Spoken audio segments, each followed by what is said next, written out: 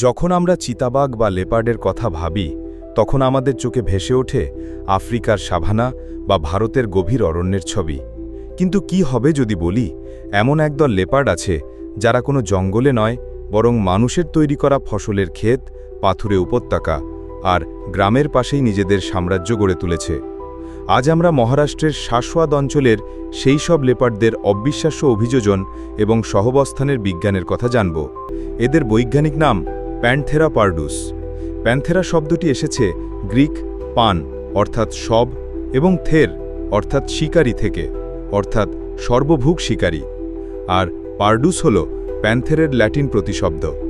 শাশ্বতের ভূপ্রকৃতি কোনো ঘন জঙ্গল নয়, এটি একটি আধা শুষ্ক পাথুরে মালভূমি যেখানে চাষের জমি, বিশেষ করে আখ ক্ষেত এবং ছোট ছোট গ্রাম ছড়িয়ে আছে।